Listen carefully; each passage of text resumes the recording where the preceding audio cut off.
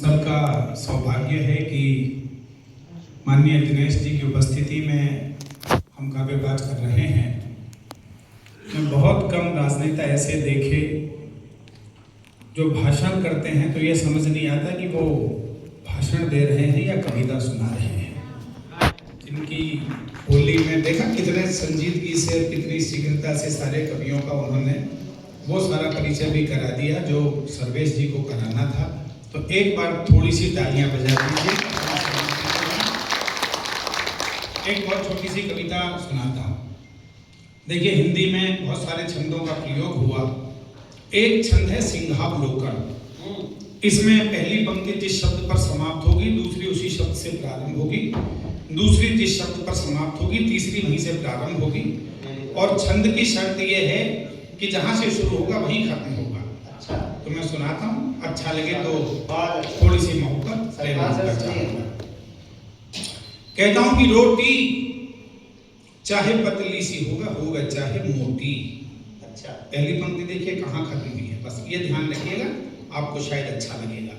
रोटी चाहे पतली सी होगा चाहे मोटी, मोटी को भी खाता है भूखा थका आदमी। आदमी में आती जाती रात दिन ही कमी है कि और होवे पैसा। पैसे से ले लूं एक वायुयान जैसा, वायुयान जैसे मैं रात दिन घूमूं होटलों में और बोतलों को चूमूं नाचू गाऊं ताता ताता थैया के लिए कुछ और हो रुपया के भरे हो मैं बक्से गरम से हो बिगड़े करम से ही चूम लूं मैं चोटी पे भी तो खाएगा वही चार रोटी।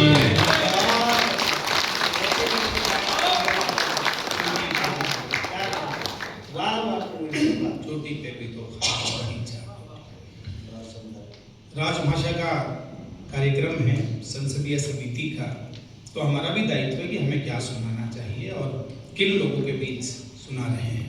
एक बहुत छोटी सी कविता आपको समर्पित करता हूँ। कोयल का रंग होता है काला,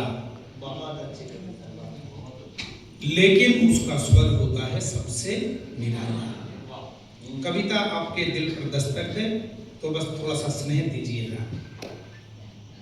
कोयल का रंग होता है काला, लेकिन उसका स्वर होता है सबसे निराला। सहम जाना जरा सी आहट पर होता है हिरन का स्वभाव, लेकिन नहीं होता उसकी गति का कोई भी जवाब। एक बात समझनी पड़ेगी गौर से, तालियां चाहूंगा, अगली पंक्ति पर मोहब्बत चाहूंगा। एक बात समझनी पड़ेगी गौर से, बेशक पैर कुरूप हैं लेकिन नाचना तो सीखना ही पड़ेगा।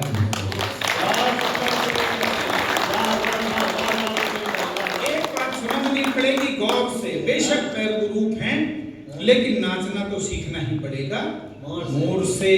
नहीं होता किसी बया के पास किसी गिद्ध जैसा हौसला, लेकिन कभी नहीं बना सकता कोई गिद्ध बया जैसा महीन हौसला।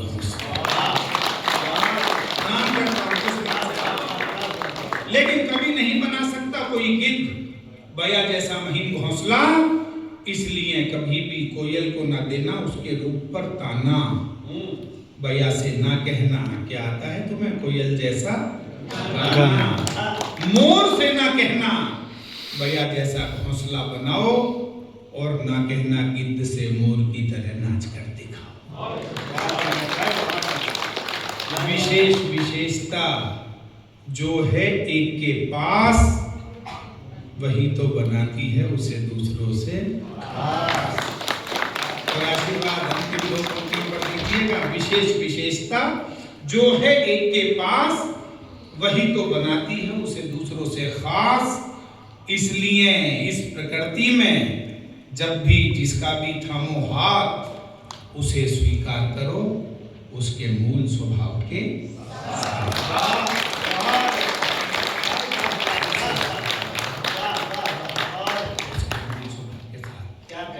दो तीन मुक्तक सुनाता हूँ। मैं ये नहीं कहूँगा तालियां बजाइए, आज बिल्कुल नहीं कहूँगा, खूब कहता हूँ कभी सम्मेलन में, लेकिन आज बहुत विशेष लोग हैं। जहाँ मन हो वहाँ मोहब्बत दे दीजिएगा, बस निवेदित कर स्वागत है। समय था वो भी जब हर ओर अच्छे लोग रहते थे। समय था वो भी जब हर ओर अच्छे लोग रहते थे, जलन नफरत घुटन से दूर ऐसे लोग रहते थे। यहाँ महलों में भी पसरा है अब तो झूठ का साया, कभी कच्चे मकानों में भी सच्चे लोग रहते थे। कभी कच्चे मकानों में सच्चे लोग रहते थे। मेरा एक मुक्तक माननीय दिनेश जी पूरी दुनिया में लोकप्रिय हुआ। हर्ष मल्होत्रा जी मेरे सांसद हैं, उन्होंने व्हाट्सएप पर डीपी लगाई हुई है। अच्छा। और मनोज जी ने भी कई बार गाया इसको, हमारे तिवारी जी ने। कहता हूं कि जाने कितने अनुभवों का है यही बस साथ अंतिम, तोड़ नामक मन के रिश्तों का कभी भी तार अंतिम, जिंदगी की उलझनों से जूझ के जाना ये मैंने, ना कोई भी जीत अंतिम ना कोई भी हार। जाने कितने अनुभवों का है यही बस साथ अंतिम। चार पंक्तियां आपके हिंदी प्रेम को समर्पित करता हूं। और मुझे लगा जब ये पंक्तियां मां सरस्वती ने लिखवाई सर्वेश बाबू की कुछ अलग सा हुआ। स्वागत है भैया। और सहमत हो तो जरा समिति के लिए और माननीय दिनेश जी के लिए मोहब्बत मुझ तक पहुंचाइएगा। खरे करता है सारे काम, कुछ खोटा नहीं करता। वैसे भी 20 सेकंड आपके चाहूंगा ध्यान से। खरे करता है सारे काम, कुछ खोटा नहीं करता। अहम का अपने चारों ओर परकोटा नहीं करता। क्या बात है? परकोटा मतलब बाउंड्री वॉल।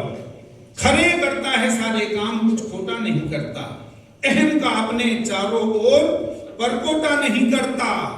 बड़ा है आदमी सच में वही किरदार से अपने, जो अपने सामने वाले का कद छोटा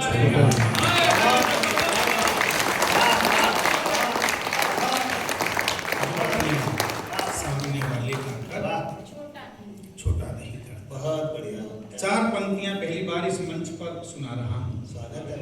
पिछले दिनों हंसराज कॉलेज में कार्यक्रम चल रहा था। अचानक मंच पर मुझे लगा कि माँ सरस्वती कुछ भेज रही है। मंच पर बैठे बैठे चार पंक्तियां मैंने लिखी। बहुत आप सबका मंच है। बहुत अच्छा से विष्णु भैया को सौंपता हूँ। पहली बार पढ़ता हूँ आपके सामने। जो रिश्ते प्यार और एहसास के थे खो गए हैं अब। ये अंतिम चार पंक्तियां हैं। मुझे मोहब्बत से विदा कीजिएगा। मैं इस कोशिश में हूं कि समय पढ़ पाऊं। जो रिश्ते प्यार और एहसास के थे खो गए हैं अब, जिन्हें दुनिया जगानी थी वो खुद ही सो गए।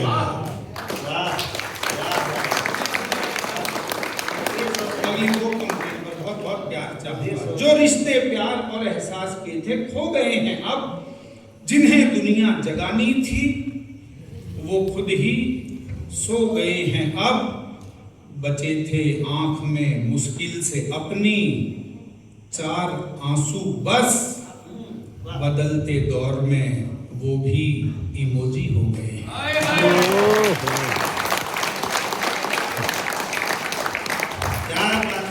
बदलते दौर में वो भी इमोजी हो गए हैं। किसी की मृत्यु की भी सूचना आती है तो हम मीटिंग में बैठे बैठे दो इमोजी भेज देते हैं और काम खत्म हो जाता है।